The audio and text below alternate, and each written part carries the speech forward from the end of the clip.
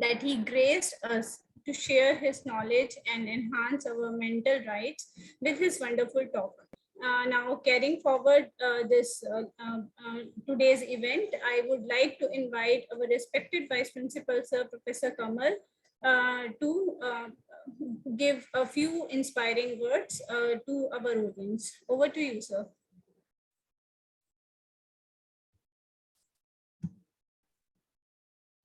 Monica, unmute him. Okay. And do you hear me? Yeah, first of all, my apologies because of my hoarse and coarse voice. I'm not well. And in fact, like a couple of days back, I was tested COVID positive. But anyway, let the show goes on. And especially this is such a special occasion. Good afternoon, everyone. And I feel privileged and proud to welcome today's keynote speaker, Professor Subir Sachdeva, who's a Herschel Smith Professor in University of Harvard. I welcome the DBT Star College Coordinator, Dr. Indrakant Kumar Singh, IQAC Coordinator, Dr. Aditya Saxena, a scholar from Physics Department only. I can see many of the senior colleagues of Physics Department here. Especially, I can see Dr. Gauri Datta. Then I can see Dr. Partha Goswami also. Welcome you, sir and ma'am, for this wonderful international talk series. I welcome all the faculty members of Physics Department and all other departments of Deshbandhu College, other colleges of Delhi University from India and abroad. The students need special welcome because they have been exposed such wonderful talks by international scientists, and they must be feeling privileged in Delhi University to be part of this. I congratulate Physics Department, all-time appreciation for the Physics Department for hosting this wonderful event of international talk series from the eminent research scholars and eminent stalwarts in the world of physics. This is the 5th in series and just in a span of 2 months. So all praise, appreciation to teacher in charge, Dr. Kakoli Bera, the society convener, Dr. Pankaj Singh, all the dedicated, committed faculty members of Physics Department, all a great applaud and praise, appreciation to the Physics Department. So, Subir sir, I welcome you again. And that what I say, technology has really the advancement technology has done so much of advancement that right now we can connect everywhere globally. Otherwise, like I remember earlier, I'm from a time when we used to mail and all these things, and right now we can have one-to-one talk and interaction all over the world. And this generation students are really privileged. Otherwise, in my time, we can't even dreamed of that a person of Harvard is coming, speaking, and interacting with us. So blessed are the generation, and praiseworthy are the efforts of Physics Department. Thank you, Monica. And now I think I give over to you. Thank you. Thank you, sir. Thank you, sir, for sharing your words of wisdom with us. Now, taking forward this event, I would like to invite our teacher in charge, Dr. Kakuli Bera, to welcome and introduce our keynote speaker, Professor Subir Sachdeva. Over to you, Kakuli. Thank you, Dr. Monica Sharma. Thank you, Dr. Kamal, sir. Good afternoon to all of you. I, Dr. Kakuli Bera, on behalf of Physics Department, Deshbandhu College, University of Delhi, welcome our distinguished keynote speaker, Professor Subir Sachdeva. Welcome, sir.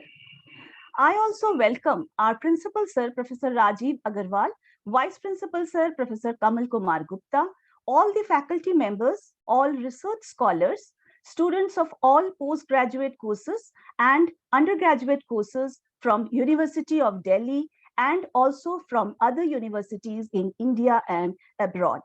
in this international lecture series on recent advances in physics. Today is the fourth day of the lecture series, and the topic is Quantum Entanglement at All Distances by Harshul Smith, Professor of Physics, Harvard University, Professor Subir Sachdev. It's my immense pleasure to give brief introduction of outstanding academic career of Professor Subir Sachdev. Professor Subir Sachdev received freshman year at the IIT Delhi during 1978 to 79. He received a bachelor's degree in physics from Massachusetts Institute of Technology in 1982. He received his master's in physics from Harvard University in 1984 and also received his PhD in theoretical physics from Harvard University in 1985. He also received Masters of Arts honorary from LA University in 1995. He held professional positions at Bell Labs during 1985 to 1987 and at LA University during 1987 to 2005, where he was a professor of physics and applied physics before returning to Harvard. I can't hear. I don't know, and I think you're being Zoom bombed by some. Yes, sir. Some outside people have attacked the site, it seems. Okay, shall I continue? You have to cut them off or start a new Zoom session, I think. Okay. Okay. Ma'am, we have to make the changes in chatting. Okay. Okay. Someone making some abusing words. Disable the Okay. chatting. Disable the chat. Yeah. Tell the Monica to disable the chat. Monica, ma'am, please disable the chat. Yes, sir, I am doing that.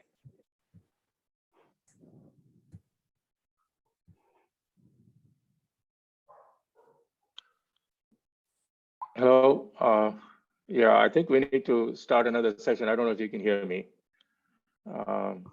Yeah, there's some random people who have attacked the site. Okay. And I can't hear anything. Can you hear me? Yeah, we can hear you. Raise your hand if you can We hear me. have disabled the chat now. We have disabled the chat now, sir. Sorry? We hear yeah, you. I can hear you now. Sorry. Yeah. Okay. Sorry. Is it okay now? Okay. Is it okay now, sir? Actually, it was a problem on my side, but on the chat session, it seems like there's a lot of random people who are attacking the site. No, we have. Is it okay now, sir? Okay. Shall I continue? Sorry. Yes, please continue. Yeah, please. He also held visiting positions He held professional positions at Bell Labs during 1985 to 1987 and at LA University during 1987 to 2005, where he was a professor of physics and applied physics before returning to Harvard. He was a professor of physics at Harvard University during 2005 to 2015, and from 2015, he is the Harshul Smith Professor of Physics at Harvard University. He was also the chair, Department of Physics, Harvard University from 2018 to 2020. He also held visiting positions as the Synovus Energy James Clerk Maxwell Chair in Theoretical Physics at the Perimeter Institute for Theoretical Physics during 2014 to 2019, and the Dr. Homi Bhabha Chair Professorship at Tata Institute of Fundamental Research during 2016 to 2019, and also the Stanley S. Hanna Visiting Professor, Stanford University in fall 2017. He has also been on the Physical Sciences jury for the Infosys Prize from 2018. Currently, he is also the Moran and John Hendricks Distinguished Visiting Professor at the Institute for Advanced Study, Princeton, and also the Synovus Energy James Clerk Maxwell Chair in Theoretical Physics, visiting at the Perimeter Institute for Theoretical Physics. The various awards, various honors which he received are: he was elected member of the American Academy of Arts and Sciences in 2019. He was honorary fellow of the Indian Academy of Sciences, Bangalore in 2019, Foreign Fellow of the Indian National Science Academy, Delhi 2019. He was a co-editor of the Annual Review of Condensed Matter Physics from 2017 to 2019. He received Dirac Medal from ICTP Triste in 2018 for independent contributions towards understanding novel physics in strongly interacting many-body systems, introducing original transdisciplinary techniques. He has also received Lars Onsager Prize from American Physical Society in 2018 to recognize outstanding research in theoretical statistical physics, including the quantum fluids. Star Family Prize for Excellence in Advising Certificate of Distinction from Harvard University in 2016. He has also received Dirac Medal for Advancement of Theoretical Physics from the Australian Institute of Physics, the University of New South Wales, and Royal Society of New South Wales in 2015. He was elected member of the US National Academy of Sciences in 2014. He was awarded Abdus Salam Distinguished Lecturer from Abdus Salam International Center for Theoretical Physics, Trieste, Italy in 2014. Lifetime Achievement Award from St. Joseph's Boys High School, Bangalore in 2013. Hendrik Lawrence Chair from Lawrence Institute in 2012. Distinguished Research Chair at the Perimeter Institute for Theoretical Physics from 2009 to 2014. John Simon Guggenheim Memorial Foundation Fellow in 2003. Fellow of the American Physical Society for his contributions to the theory of quantum phase transitions and its applications to correlated electron materials in 2011. Alfred P. Sloan Foundation Fellow in 1989. Leroy Upker Award by American Physical Society in 1983 for his accomplishment as an undergraduate student at the Massachusetts Institute of Technology, including his research, quantum electrodynamics in a damped cavity. Presidential Young Investigator Award, National Science Foundation, 1988 to 1993, and honorable mention in the William Lowell's Putnam Mathematical Competition in 1980. He has published many books and more than 500 publications in referred journals. He has given many named and plenary lectures and more than 200 invited talks. Now it's my great honor to welcome Professor Subir Sachdev to enlighten us on quantum entanglement at all distances. Welcome, sir. Over to Professor Subir Sachdev, sir. Thank you, Dr. Bera. Can you hear me clearly? Yes, sir. Yes, sir. We can hear you. Thank you. Thank you. Yeah, and it seems there were some unwelcome comments in the chat, but I hope we can just ignore them by intruders, it seems. Also, so let me now share my screen, see if that works.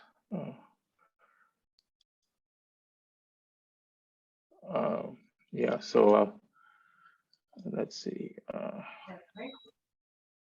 Okay, so can you see the screen and yes, and sir. the pointer? Yes, sir. We can see. Yeah, the red circle. Yes, sir. Okay. All right. Well, welcome everybody, and thank you very much, Dr. Bera, for inviting me to give this lecture. It's really a pleasure to talk to students and professors in Delhi. I was born in Delhi in Karol Bagh, and spent my childhood there before going to school in Bangalore. So anyway, and hopefully you'll enjoy this lecture, and please feel free. I think you can put your, I don't know, maybe you have to raise your hand, and if you have questions in between, and maybe we can also have a discussion afterwards. Thank you for that kind introduction, Dr. Bera. It was not necessary to go through my entire CV, but anyway, I hope you weren't too bored by the story of my life. Okay, so the topic here is quantum entanglement and the role it plays in many important physical phenomena at many different distance scales. So let me just begin by reviewing the role of quantum mechanics in the theory of metals, what we call ordinary metals like copper and silver, but more modern materials which have the name of strange metals. So of course, the quantum mechanics goes back to the theory of the hydrogen atom, where you have one electron moving around a nucleus. And the motion of this electron around the nucleus is, has a passing similarity to the motion of the Earth around the sun. And now, whereas the motion of the Earth is described by Newton's laws of motion, this electron is not described by Newton's laws. They fail at this scale. And it's described by the quantum theory of Schrödinger and Heisenberg. And in particular, there's something called Planck's constant, which characterizes, for example, the uncertainty principle, which is the product of the uncertainty in position and momentum, has to be always greater than Planck's constant. Okay, but the topic here is not just one electron in a single atom. Of course, that problem is very well understood. But infinite numbers of electrons in a metal like copper. So copper consists of a crystal of copper atoms, and each copper atom has many electrons on it. But in a metal, what happens is that the outermost shell, the outermost electron, gets delocalized and moves through the entire crystal. And so we want to understand the motion of essentially an infinite number of electrons as they're moving through a crystalline lattice of this type. Fortunately, it turns out that we do have an excellent theory of such motion, even for infinite number of electrons today, and can really predict in detail all kinds of properties of not just copper, but many, many important materials. And the foundation of theory really goes back to the 19th century, and in some ways to the ideas of Boltzmann. Boltzmann, of course, did his work before the quantum theory was invented, but still his ideas are adapted to the quantum theory remarkably simply. So he made two very important contributions. One was the statistical interpretation of entropy. So entropy was something that had been discovered in thermodynamics as something characterizing coming out of the second law of thermodynamics. And what Boltzmann argued was that entropy, this is his famous formula, S is K log W. So it's the log of W, where W is the number of microstates for any given macroscopic state. In quantum mechanics, we can replace W by the density of quantum states, the number of states per unit energy interval. And this D of E then becomes the exponential of S of E, the entropy. Okay, so that's the one important contribution to characterize, what happens when you have a large. He was thinking about molecules in air, but this idea also applies to electrons, which are quantum objects moving through a lattice. Okay, the other important contribution of Boltzmann was what's called the Boltzmann equation, which, okay, this looks like a rather complicated equation, but let me just try to explain the basic idea, which is not that difficult after the fact. So you characterize the collection of molecules in air, let's see, that's what he was thinking about, by some distribution function f of p, where p, that's the number of molecules, the density of molecules with momentum p. And the left-hand side of this equation is just a reinterpretation of Newton's laws for a single molecule moving under some force E with energy E with momentum when it has momentum P. However, the molecules do collide with each other in a gas, and this is essential for the gas to reach equilibrium and obey the second law of thermodynamics. And so Boltzmann innovation was this collision term on the right-hand side, which depends on the product of two F's. So this is describing a collision when a particle momentum P collides with the particle momentum P1, and they go into states with momentum P2 and P3. while conserving energy, that's the delta function here, and conserving momentum. And the probability for this happening, Boltzmann postulated, was just proportional to the probability of finding a particle momentum p and finding a particle momentum p1. And then there's a reverse process that you have to subtract. Okay, now this was a very strong assumption, but turned out to be completely correct. And the assumption being that you can write down the two particle distribution function as a product of one particle distribution function. Excuse me. And this was the assumption of molecular chaos, and that successive collisions are statistically independent. Once these particles collide, then we can forget about the fact that P2 and P3 came from a collision and just think of them as particles obeying the same distribution function.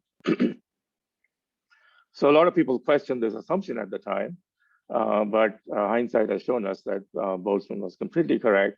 And this collision term has been used to predict all kinds of properties of a dilute classical gas, like oxygen or nitrogen in the air, how their viscosity, and many, many other properties. So this was really an amazing achievement, coming up with a molecular theory from microscopics of the macroscopic properties of a classical gas. So now let me turn to electrons in a metal. Remarkably, Boltzmann equations also applies to electrons in a metal. Now, the electrons in a metal are not a dilute gas. They're a dense gas. And they're not a classical gas. They're a quantum gas, but the electrons behave like waves rather than particles. And nevertheless, in some ways, those two factors cancel each other, and you get essentially the same equation. So this is the left-hand side for the distribution of electrons. Excuse me, let me just get some water.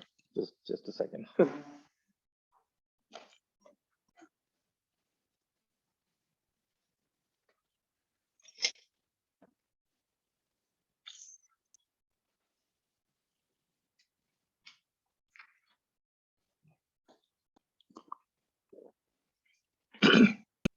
Okay, sorry about that. Right. So what happens is that you have a dense quantum gas, but nevertheless, almost the same equation applies. And why? And what is the change, first of all? Well, if you compare, this classical equation here, you notice I have product of F times F.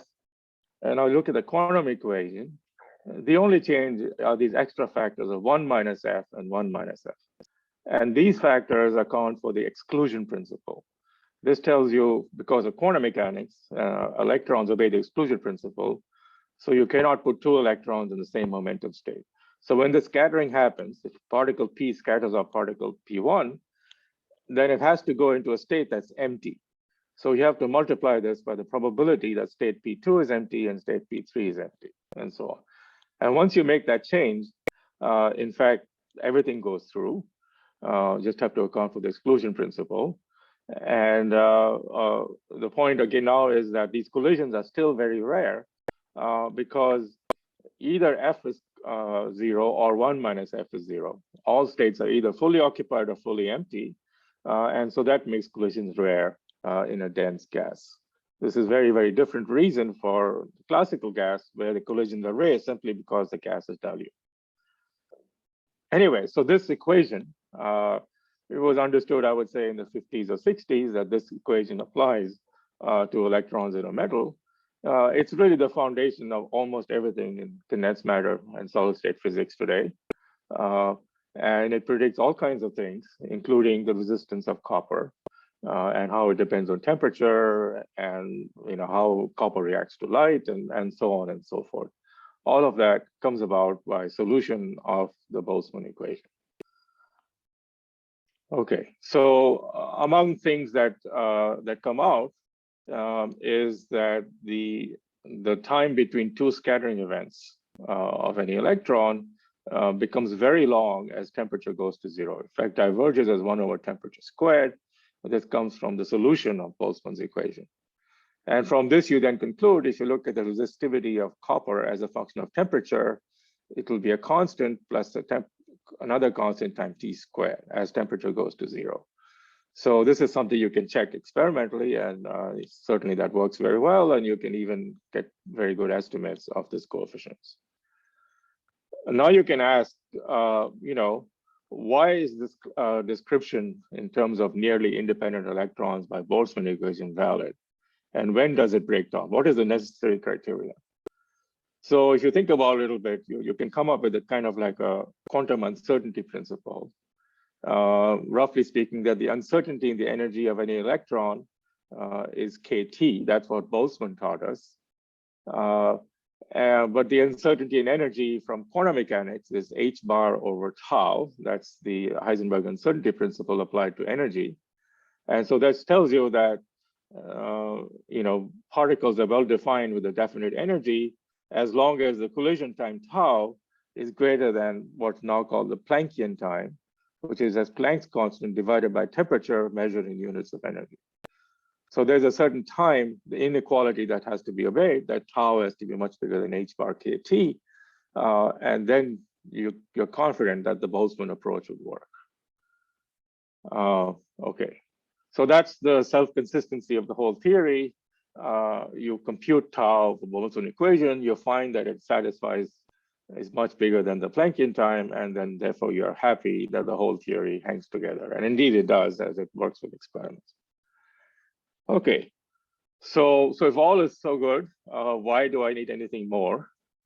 Well, we need something more because of these class of materials which were discovered in 1987. And this is yttrium, barium, copper oxide, which has the property that they go superconducting at a rather high temperature of around 100 Kelvin, meaning if you take a little bit of this material and dip it in liquid nitrogen, it will conduct electricity at 0 resistance. Now, this talk is not about the superconductivity, so I won't say anything more about it. This talk is really about what happens at even higher temperatures, where we have what's called a strange metal. So this is, and the reason people are studying this metal is because it is this metal which when you cool it, it becomes a superconductor. So we'd like to really understand this metal. If you want to understand how to make better superconductors, step one is to understand where it came from, which is from the strange metal. So that's what my talk will focus on. Just a few things about the strange metal and how we are slowly starting to understand it today. So what are the properties of the strange metal? So this is a recent paper appeared last year. I won't go through the details, but through some very clever techniques, what they measured was the scattering time between collisions by measuring how the resistance depends on angle when you apply a magnetic field. Okay, that's all I want to say about it. And then solving Boltzmann equation, they can figure out what is tau. And so they get, just look at the red line. This is h bar over tau. It's a linear function of temperature down to very low temperature. And in fact, it's almost equal to kT. So this is actually saturating the lower bound on tau that I mentioned earlier. Tau is of order h bar over kT, not much bigger than it. So clearly, this must mean that something has to break down. And by the uncertainty principle, even the concept of an electron, you can't think of this quantum system as independent electrons moving around and rarely colliding with each other. The collisions are so frequent that they're surely not independent of each other, and the concept of an electron doesn't even make any sense. So this is current flow without what we call quasi-particles or without particle-like excitations. Here's another measurement of the resistivity as a function of temperature. And again, it's linear in temperature rather than temperature squared. Again, telling you that the scattering time is bounded by this. It's of order 1 over temperature. Okay, so that's just a summary of the the basic phenomenology of a strange metal.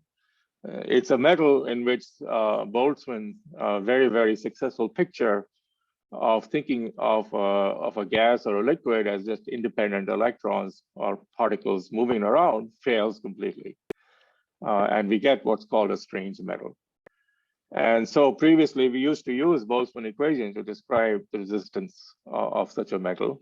But now we need something else. And that something else must involve quantum correlations between successive collisions of the electrons.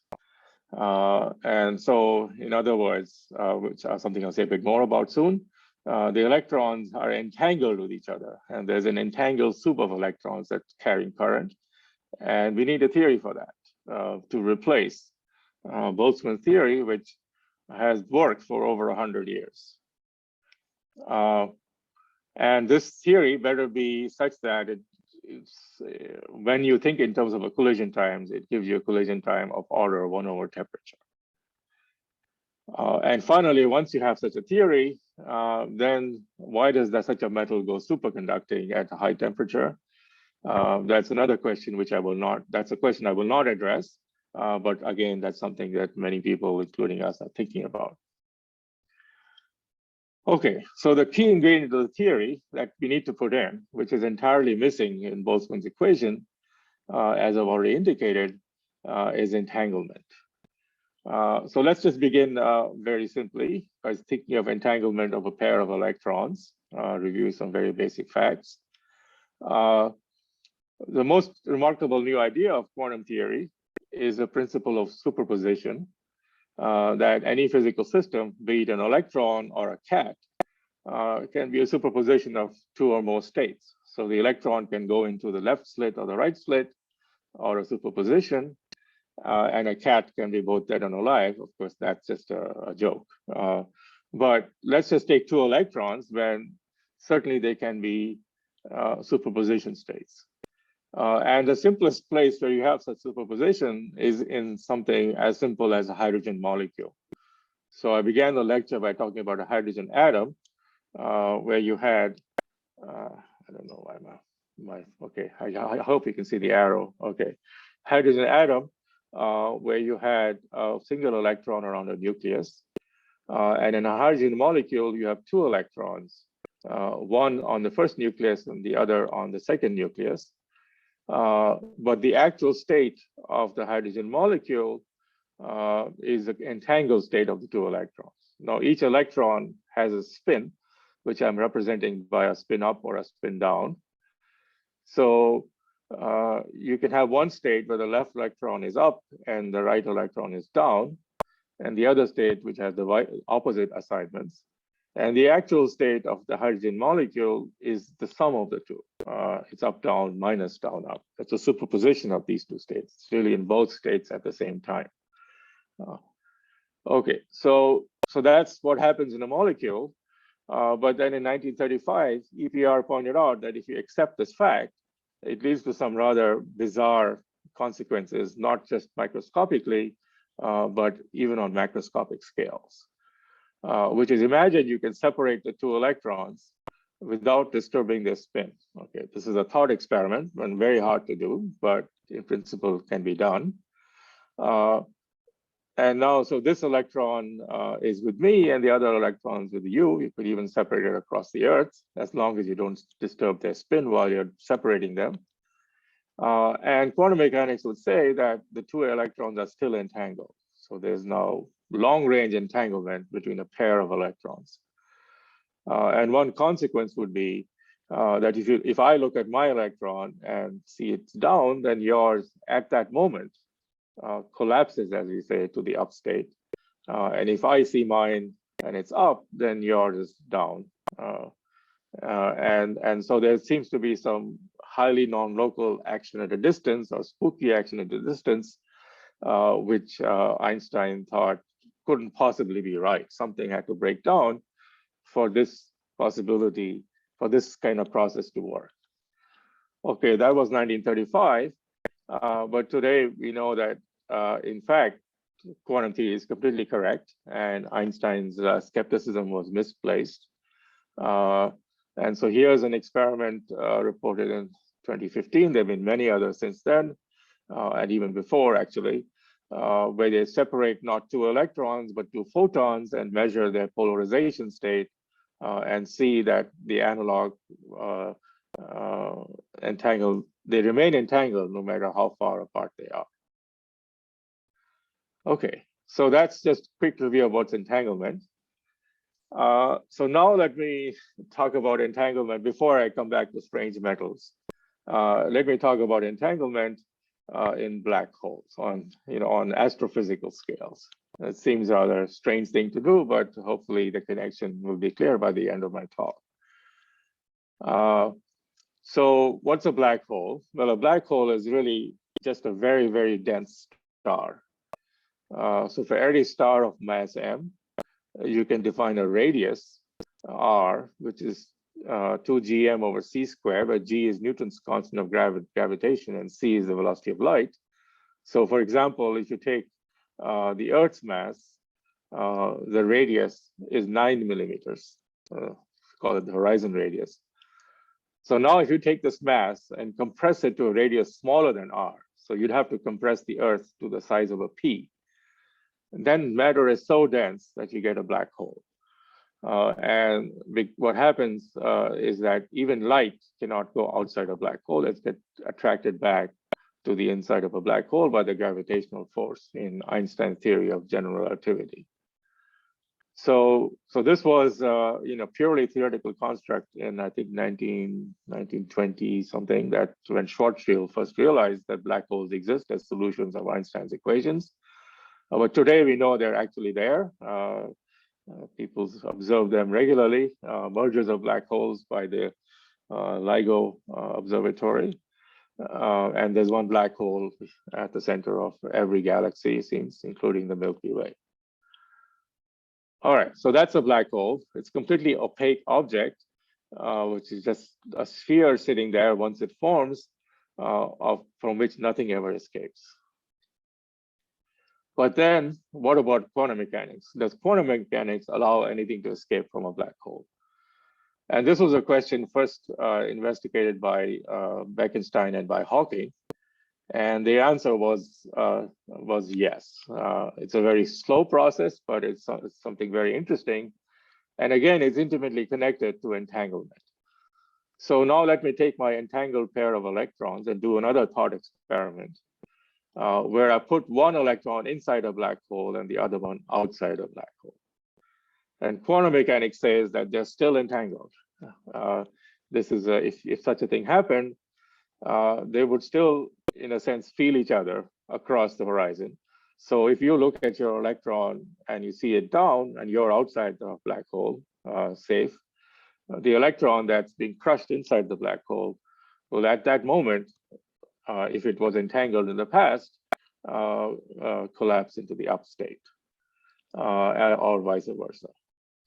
So there is quantum entanglement between the inside and outside of a black hole. Now, on the other hand, this other electron, whose state you're controlling by looking at your electron, is forever lost to you. You can never access it because it's behind the black hole horizon. It's in some entangled soup of particles inside. And through reasoning similar to this, Hawking argued that this means that a black hole is not just a completely black object with nothing coming out of it. It has a temperature. It's a black body. It's actually radiating, just like an oven, light at a certain temperature. And the reason that it's a black body is because, again, of this idea of entropy and randomness. So to you, sitting here outside and measuring this electron is in a completely random state because its partner is lost forever. So since you can never, ever, by the laws of physics, know of the state of the other electron, at least not by any simple experiment, then to you, this is a random state. And randomness is entropy, as Boltzmann taught us, and entropy leads to temperature. So that's, in a very rough way, Hawking's reasoning of why a black hole, once you account for quantum mechanics and entanglement, actually must have a temperature.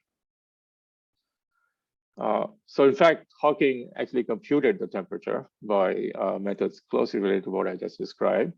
And this is Hawking's famous formula. The Hawking temperature of a black hole is again just given in terms of Planck's constant, the velocity of light, Newton's constant, and the mass of the black hole. Somebody raised their hand. You have a quick question? Go ahead. No, okay, not. I'll continue.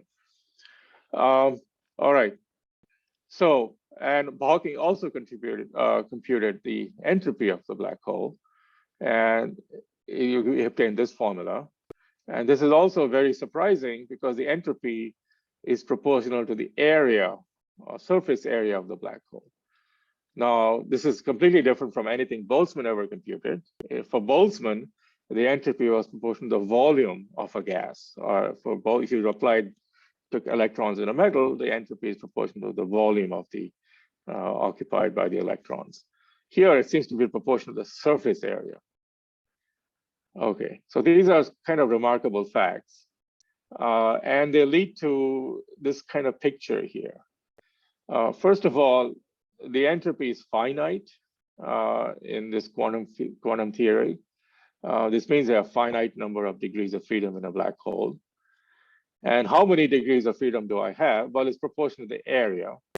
So you have this picture, very crude picture of the quantum theory of a black hole. You can think of a black hole as a bunch of qubits on the surface of the black hole. So these are quantum ones and zeros.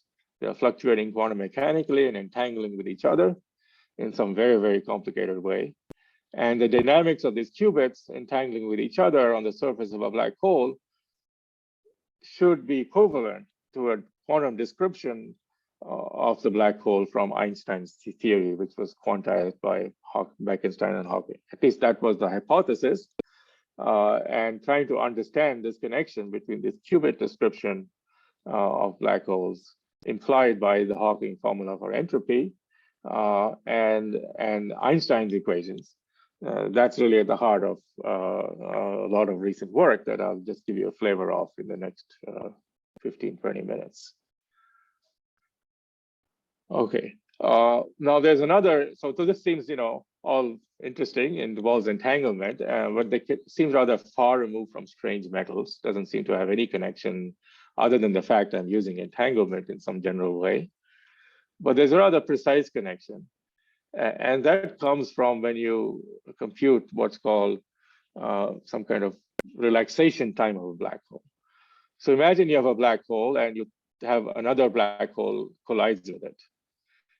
So then they're going to merge and form a big black hole and eventually become a bigger sphere. So you can ask, once the collision starts, how long does it take to become just a sphere? When two balls, how long does it take to come to rest in equilibrium? Well, that time was computed by Vishveshvara, and at this time, 8 pi gm over c cubed. And amazingly, if you now compare this with Hawking's formula, what you see is that, again, it's precisely this time that appears in the strange metal. So this Planckian time that appeared as the smallest possible collision time in a strange metal is also the thermal equilibration time of a black hole. So a black hole and a strange metal share the same thermal equilibration time. So this seems like a somewhat remarkable connection, and in fact, it's now been made very precise, and it's not just an accident. It's really behind our understanding of this qubit description of a black hole, that these qubits must be in some ways forming a strange metal, as I'm now going to describe. So here's actually some measurements from LIGO in the past year of the ring down time of two black holes merging with each other. And what you see is that from actual measurements, this time indeed is of order h bar over kt, where t is the Hawking temperature of the black hole. This is not to imply that they've actually seen any quantum effects in these observations. This is just a quantum interpretation of a purely classical process. So this theory of Hawking and its interpretation, there's an F missing there, gives us to many questions. So is the semi-classical theory of Hawking, which starts from Einstein's gravity and just quantizes it, is it meaningful? It gave the Bekenstein-Hawking entropy, but are there corrections to it beyond the semi-classical theory? And can we understand this entropy in terms of these qubits? Is that correct interpretation of Hawking's entropy of a finite number of qubits roughly sitting on the surface of a black hole? So this is the idea of what's called holography. Holography is a way of projecting a three-dimensional image into a three-dimensional object into a two-dimensional image without losing any information. And that's roughly what's happening here. You have a three-dimensional black hole, but all the information you need to reconstruct it can be obtained from this holographic image of qubits on the surface. At least that's one interpretation of the Hawking entropy formula. And so what we also know that if you make this holographic representation, because a black hole has this rapid Planckian dynamics with a rate of T over h bar, that this qubit system must also be such a strange metal-like system without particle-like excitations. And finally, this is the most difficult question, which progress has been made in the last couple of years, really. One of the predictions of Hawking was that the black hole actually does evaporate, just like a cup of coffee. As it's radiating energy, it's losing mass, and so eventually evaporates. And is this evaporation process also completely described by this set of quantum bits in a consistent way? The answer is yes, but I won't say much about that. Okay. All right. So these are, I've introduced two fields of physics to you. One is a theory of strange metals, and where observations have led to, some very difficult questions that have been around for a while. And then I've introduced you the quantum theory of black hole, where essentially theory, not observations, has led to a number of questions in principle, which I've listed here. Now, these questions are connected to each other in the sense that both objects, both fields, seem to involve this very rapid Planckian equilibration time. And consequently, you're talking about a quantum system for which the Boltzmann description fails. Okay, and so we need a replacement for the Boltzmann theory. Okay, now the Boltzmann theory was obtained, as a solution of a particular problem, a simple problem, a dilute classical gas. That was the idea there. So here also, what I'm going to argue is that it's good. We want to take a simple system, as simple as possible, for which Boltzmann theory doesn't apply. So can you come up with such a system? All right, so I can, and it's named after me, the SYK model. And what it is it's a very simple model of multi-particle entanglement in which you can account for quantum interference between successive collisions. And it leads to a metallic state and also a black hole with no particle-like excitations. All right, so to understand this model, we want to really think about entanglement, not just between two electrons, which is all I've discussed so far, but with really an infinite number of electrons. How do you describe entanglement in a many particle system? And the basic idea actually goes back to the 19th century again before the invention of quantum mechanics, this time to a chemist, August Kekulé, who came up with the theory of the benzene molecule. So this is a picture of benzene. That's 6 carbon and 6 hydrogen atoms. And what we know is that,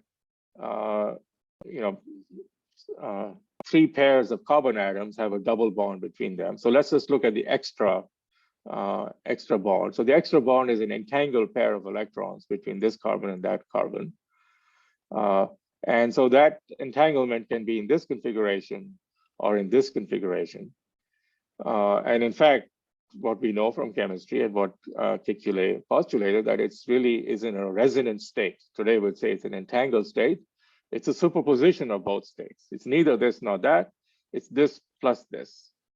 So now you have an entanglement not of two electrons, like in a single double bond. Here you have an entanglement of the bonds themselves. So you have an entanglement of 6 electrons. So we've gone from 2 to 6.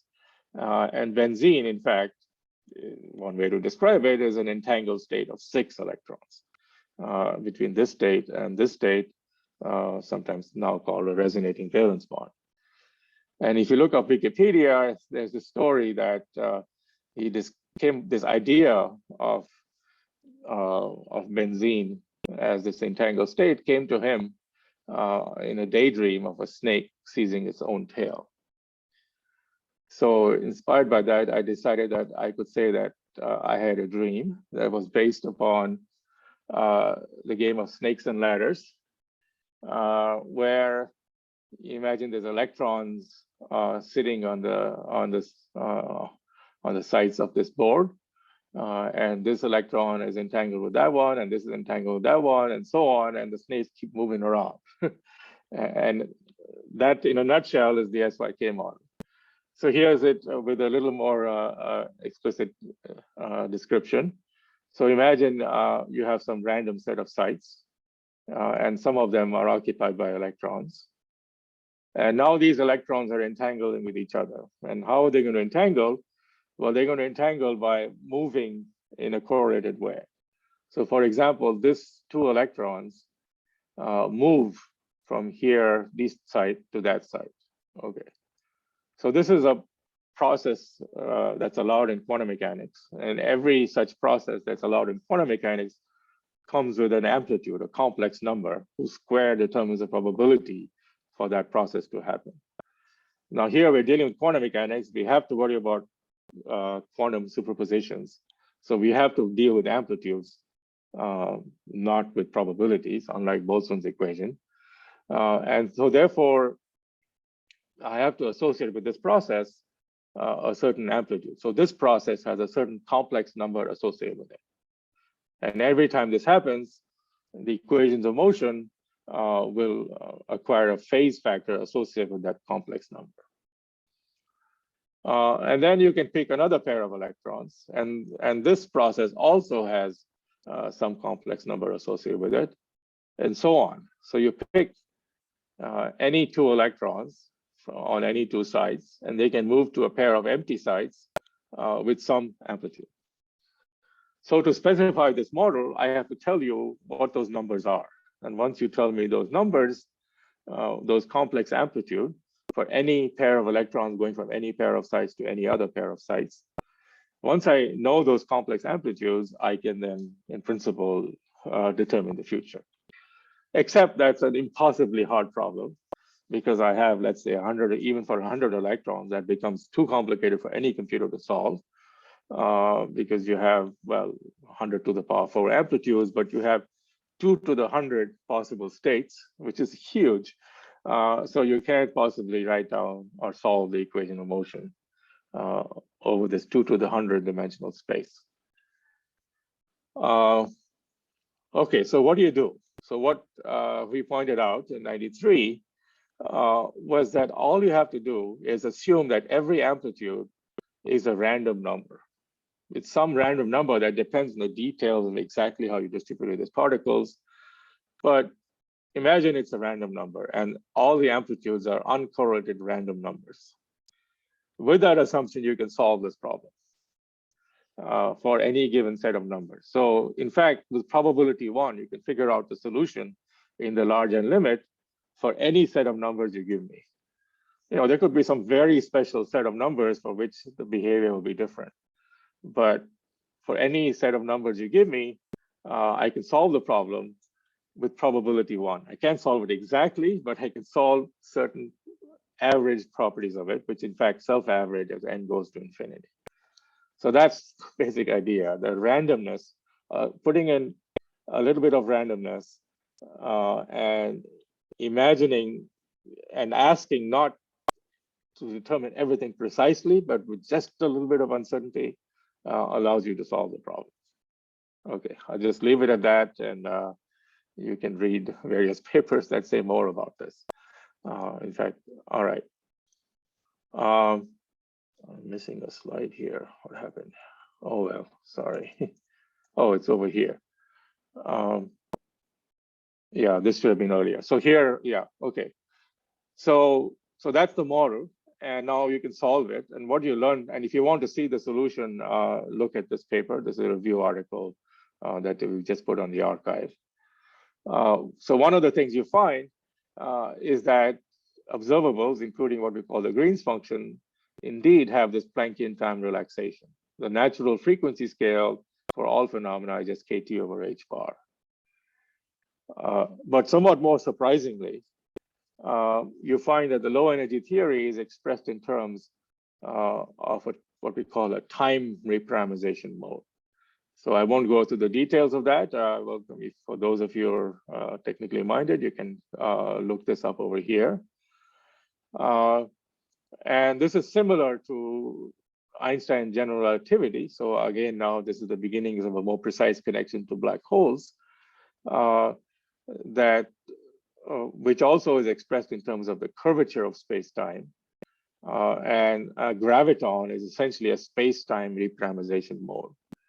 So the SYK model is almost like gravity, except it has no space. It only has a time reparameterization mode rather than a space-time reparameterization mode. But even that the discrepancy can be fixed for certain black holes, as I'm going to show at the end of my talk.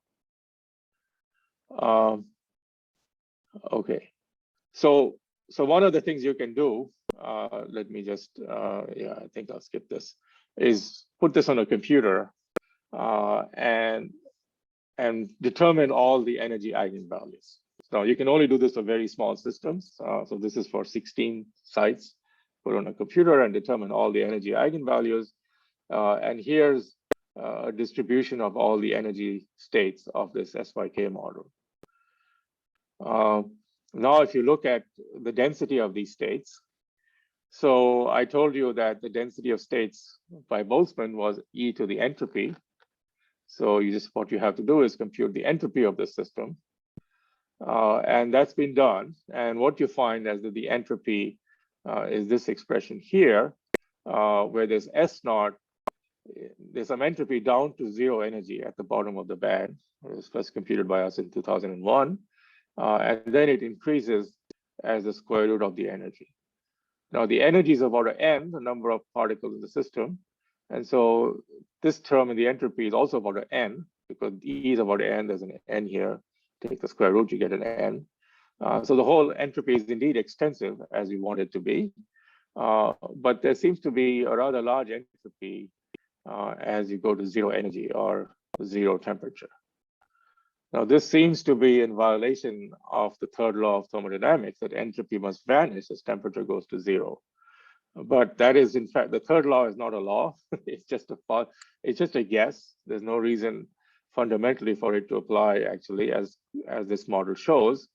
And what happens is that this very dense set of energy levels of exponentially small spacing between levels is e to the minus n. So when n is 100, that's e to the minus 100. That dense spacing goes all the way down to the lowest states. So then there are no exactly the same energies, but they're very, very close to each other. And the fact that there's so many levels, exponentially large number of levels, even at very low energies, tells you that there is no particle-like description of the system. You just go from one complicated entangled many-body state to another complicated many-body state. I can't think of, going from one state to the other as moving a particle from here to there. They're just completely different from each other. And there are these chaotic quantum states with complex entanglement characterizing the low energy behavior of the SYK model. Okay. All right, so finally, let me just conclude by connecting more precisely the SYK model to charged black holes, and so bringing together the two topics I've talked about. So here's a solution of Einstein's equations for a charged black hole. So this will be a little bit technical, but hopefully just for towards the end of my talk, just permit me to get a little technical. I don't know how to explain this without showing some of these pictures. So here's a black hole, which has a net charge, and zeta is the radial direction, and omega-2 is the angular direction. So that's the surface of a sphere. That's the meaning of a 2. And this is the same black hole with a different picture, where zeta is the radial direction here, and this is the horizon, where zeta goes to infinity. That's the horizon over there. Okay. And then because of Einstein's equations, you find that there's a curvature of space-time outside the black hole. And that's kind of roughly represented by this curved line out here. So we are outside the black hole. This region here is the same as the blue region over here. Okay, so when you solve Einstein's equations for a charged black hole, you come up with a rather amazing fact. So out here, very far from the black hole, space-time has 3 space and 1 time dimensions, like we know. That's in the room, we have 3 dimensions and 1 space-time. Now, what happens near this black hole when you solve the Einstein equation is that, roughly speaking, space-time becomes 2-dimensional, one space and 1 time. So here's zeta, that's the space direction, and time is time. And the other 2 dimensions get wrapped up in a sphere. So you can actually forget about them. So if you were falling into a black hole near this point, just before you hit the horizon, you would think you're living in a 1-dimensional world, 1 space and 1 time. You wouldn't see the angular directions at all. You would only see the space-time is curved in such a strange way that you would only see the 1 direction. And this 1-dimensional space-time is called ADS2. It doesn't matter what that is, but the 2 represents the 2-dimensional space-time. So there's a dimensional reduction for space itself from 3 to 1 as you come really close to a charged black hole. Now that turns out to be very powerful, because I told you that you should think of, if you take a quantum view of a black hole is a bunch of qubits living in 1 lower dimension. For a 3-dimensional black hole, the qubits were living in 2 space dimensions on the surface of a black hole. But now you only have one direction here. So the qubits are just 1 point. So you should think of the black hole as there's a bunch of qubits on this point. In other words, a quantum system in 0 + 1 dimension. And in fact, amazingly, what happens is that if you take Hawking's theory of a black hole and quantize it near that point, you get exactly the theory of the SYK model, theory of time reprogramization of the SYK model. So that's the remarkable fact that's been established over the last 10, 15 years, and has led to a much deeper understanding of the quantum dynamics of a black hole and how it's connected to this complicated entanglement. So what this means is that I can think of these energy levels I showed you for the SYK model with these particular density of states has also as a one possible realization of the quantum states of these qubits on the surface of a charged black hole. And so that's really the first complete description of such a black hole, and it really verifies that Hawking's result is completely correct and can be realized in a consistent quantum system with a discrete spectrum. Okay, I think I'm going to end there. So let me just summarize. I covered a lot of ground, but the heart of it is, if you remember one thing, is this SYK model, which is a model of entanglement between an arbitrary large numbers of electrons. And it's a very, very simple model, which just says that any pair can entangle with a random amplitude. And once you just take those random numbers, you can actually solve it. And when you solve it, you find exactly the type of behavior that's been seen in experiments, one of which is that there's a thermalization and chaos in this time of order h⁻/kT. And then you find this theory of time reprogramizations from the SYK model that actually is the theory of the boundary graviton on quantum gravity on ADS2. And then for these charged black holes, the semi-classical entropy as computed by Bekenstein and Hawking indeed can be realized in a completely unitary quantum system. And further work along this line has led to understanding of how the entropy evolves in time as a function when the black hole is evaporating. This is what's called the Page curve, and this is not something I've talked about. And then finally, I began my talk by talking about this linear temperature-dependent resistivity in a strange metal. So it turns out these ideas also have led us, this is literally this past month, to a theory that we're very excited about. This is work with my former graduate student, Avishkar Patel, my current student, How You Go, and Ilya Estelis, who's a postdoc in my group at Harvard. And so this, I won't told you about this, but this is a theory of a semi-realistic model of a strange metal, like in the cuprates. And again, here you need a certain amount of randomness, which is present in any given system. And once you put in the randomness in the entanglement, not in the single particle potential, but in the entanglement, then you indeed get this remarkable linear T resistivity that's been seen in so many materials. Okay, thank you very much. I'll stop over there.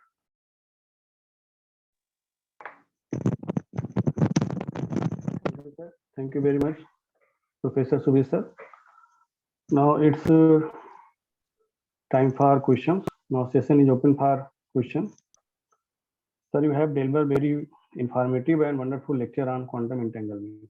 There are some doubts from audience, and they have written their question in the chat box. I am going to read them one by one. Sir, first question is from, yeah, please. First question is from Dr. Monica. She is asking that does particles entanglement is predefined, or it depends on the observer who observes it? So entanglement is intrinsic to the quantum system, that you didn't need an observer. Of course, when you observe an entangled system, it has rather bizarre properties, but you don't need an observer. No, anytime you have time evolution by Schrodinger's equation, you will get entanglement. I mean, entanglement is always present, really. It's just usually so complicated that it's hard to see its effects when you observe it. But sometimes when the entanglement has some coherence, like in strange metals, then you can see some consequences of it. Okay. Thank you, sir. Yeah. The next question is from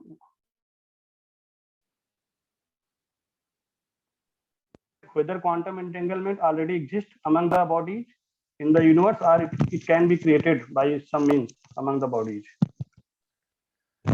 It always exists, but as I said, it's sometimes, it's usually so very complicated that you can ignore its effects because all the interference effects just wash out. Even for this famous superposition of a dead cat and a live cat,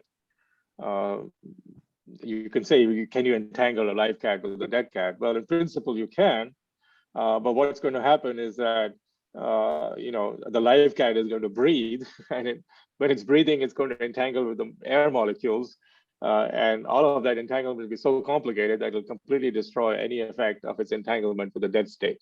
So it'll be either alive or dead, because there's so much entanglement with the observer. Even the act of observation is an entanglement between the observer and what's being observed. Now, can you control entanglement? Yes, you can, and in fact, but it's very, very difficult. In fact, the whole idea of quantum computers is precisely controlling entanglement in a way to do something useful, to lead to but to control it, if you want to control the entanglement between any two qubits, you have to know about the coupling of those 2 degrees of freedom to everything else. So you have to really isolate them in a very clever way so that they're really entangled with each other and not with anybody else. That's very difficult to do, and that's the hard task that a quantum computer is trying to achieve. Okay, so thank you. So another question is from Harsh. He's asking that why black hole has very high gravitational force. So please. Well, just because the mass is very high and it's very dense. I mean, it's still given, well, okay, you have to use, because particles will travel near the velocity of light when you're near a black hole because the gravitational force is so intense because the mass is so large over a very small region. I mean, you know, Newton's law says the gravitational force is gm over r squared. So in a black hole, m is large and r is small. So that's what makes the gravitational force so large. It's still gm over r squared. It's just that r is small and m is large. And it's so large that the velocity of a particle can become close to the velocity of light. So because of that, we can't use Newton's laws. You have to use theory of relativity to properly compute the effects of gravitation. That's what Einstein's theory did. But roughly speaking, I mean, so you need that to properly understand the existence of a black hole. But the existence of a black hole was postulated, I think, by Laplace well before Einstein's theory, although it didn't, wasn't a complete theory, but he was just equating this, you can compute the escape velocity from a star, and he just put in the condition that the escape velocity equals the velocity of light. So light cannot escape from the star. You just do this using Newton's laws. You will come up with a pretty good estimate of the Schwarzschild radius of an actual black hole that you compute more correctly in theory of general relativity. Okay. So another question is from Dr. Yogesh Kumar. You want to know that quantum entanglement be used to find out what exactly happened inside the black hole? That's a great question. That's exactly what people are trying to figure out today.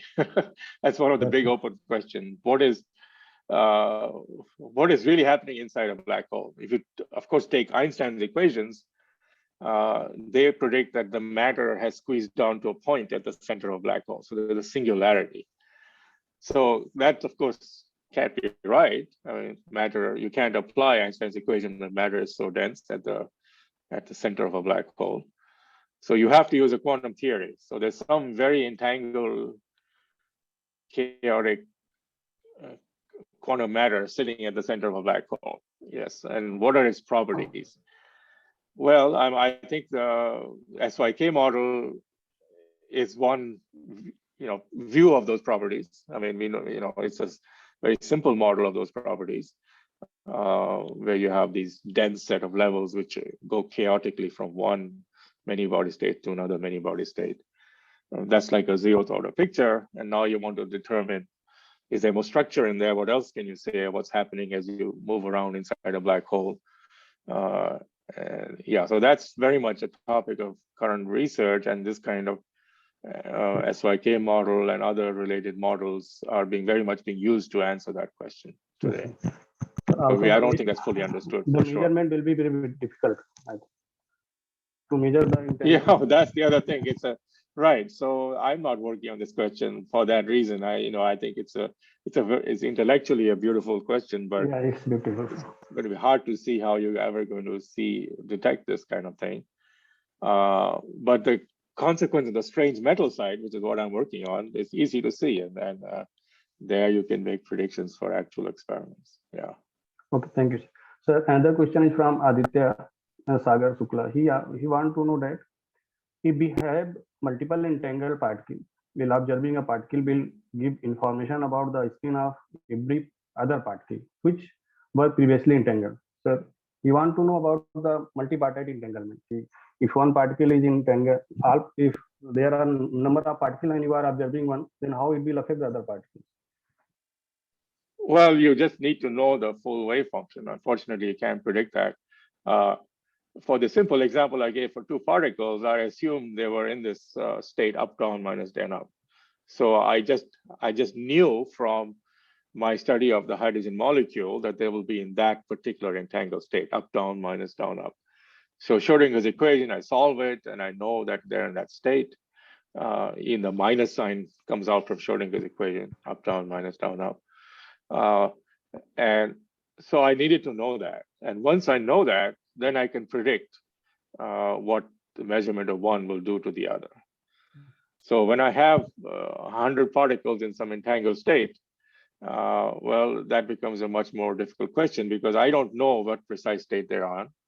Now, even with the SYK model, at the level of the solutions we have, we don't really know the precise state. We know certain statistical properties of it. That's what you're able to answer. You can say make certain statistical statements where the statistics is not so much connected to the quantum randomness, but it's really because you don't have complete knowledge of what entangled state you're in. Yes, sir. Thank you, sir. Another question is from Bhavesh Malhotra. He asked that when the black holes evaporate, does the particle it emits entangle with particle in past? Can we use this method theoretically to make data time travel from present to future? Well, the first part of your question is certainly, very perceptive. As a black hole is evaporating, the particles coming out of it are entangled with the particles inside. And understanding exactly how this entanglement can be exploited to figure out what's going inside a black hole and what's happening to the entropy of a black hole, that's very much a topic of current research. Can it be used to travel in time? I don't think so. But the people talk about what are called wormholes, which again are theoretical constructs, but in principle possible, where you can quantum mechanically tunnel from inside of one black hole to another black hole in a completely different part of the universe. So you can tunnel spatially, but you can't do, I think, what's called a closed time loop. That is, you can't go somewhere and come back, and when you come back to the same point, you're before where you started. That's not possible. I don't think so. Even though wormholes allow you to go between different causally disconnected parts of the universe, if you went there and came back, you would still be in the future. Sir, another question is also from Dr. Yogesh Kumar. He again want to know that can quantum entanglement work well inside the black hole in spite of knowing the fact that light cannot be escaped from black hole? Under what condition entropy of that system changes? Yes, I mean, and the quantum entanglement, I guess maybe your question is, which is related to Einstein's doubts himself, which is that what Einstein felt somehow that when I'm measuring one particle, something is traveling from that particle to the entangled partner, and those seem like instantaneously faster than light. So if I have two entangled particles and I measure one of them, then somehow some information is going from this particle to that particle. And even in a black hole, if I look at a particle outside, and then somehow some information, or I look at suppose I was inside a black hole and I measured a particle inside a black hole, then your question seems to imply that some information is going from inside to outside. So that part is wrong. I mean, you shouldn't think of the entanglement, the quantum state. The idea of a quantum state is not a local idea. So when I have two entangled particles, it's not as if the state is over here or over here. It's a state that the two of them share. So if you look at it here, it's not as if some information is going from here to there. You're just looking at the common state. I mean, I think that's the way we reconcile it. So when I have two particles, one inside a black hole and one outside a black hole, and say you measure the one inside, it's not as if you're sending a beam of light to someone outside. Because the point is that, suppose I have two observers, and one observer is inside a black hole, and they measure it, and I'm outside and I look at my qubit. I have no idea what the person inside measured, or whether the person inside measures the qubit or not. As far as I'm concerned, this is just some random qubit. It could be I see up, and the reason I see up could be because the other person saw down, but I don't know that. So I have no information.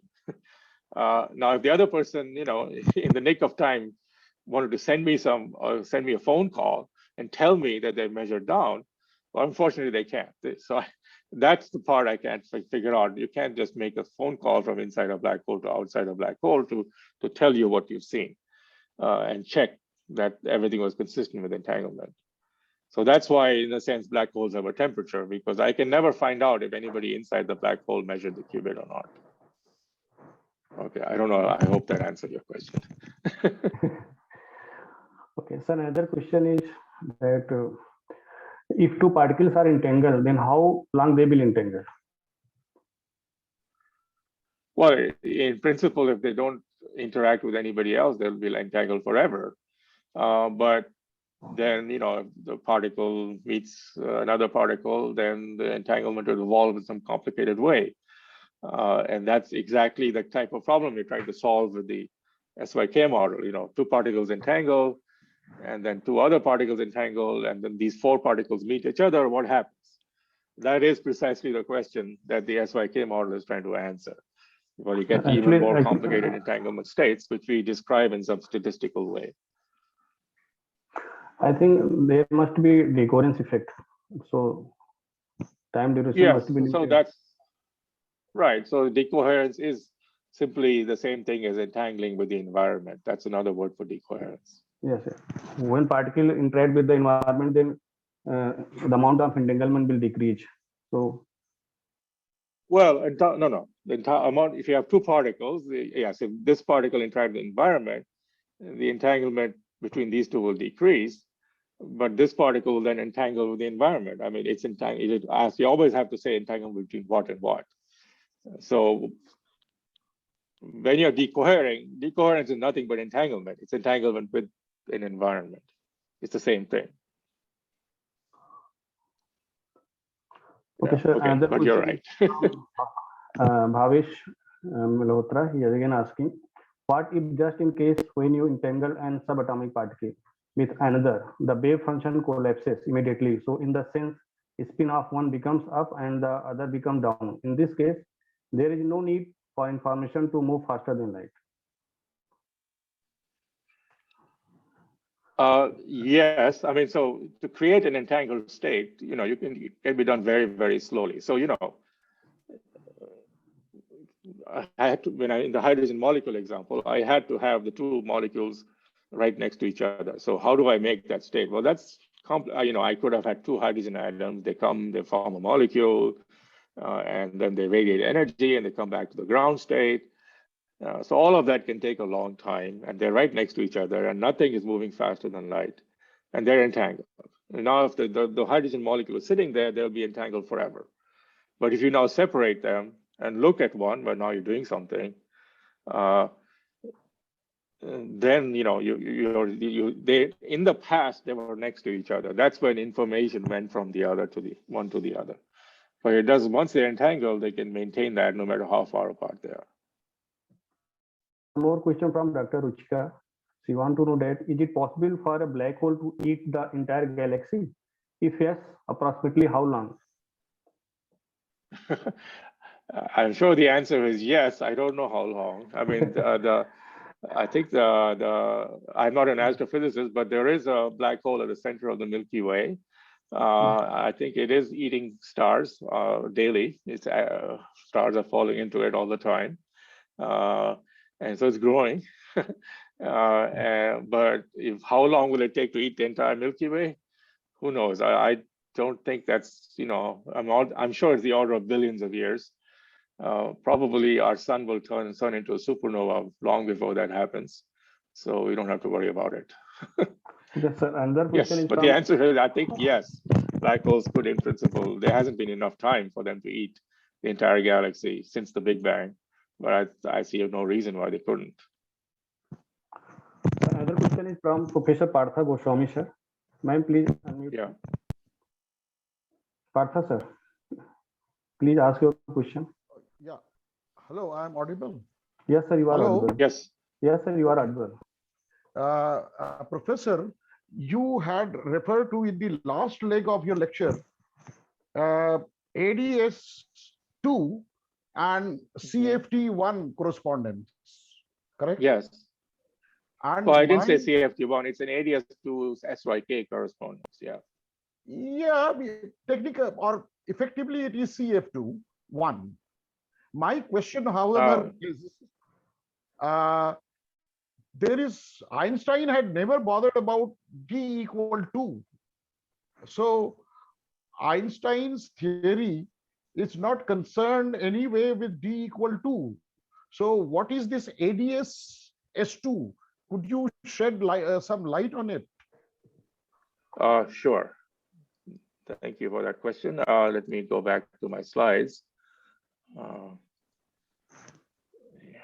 Okay, so that was the content of this picture here.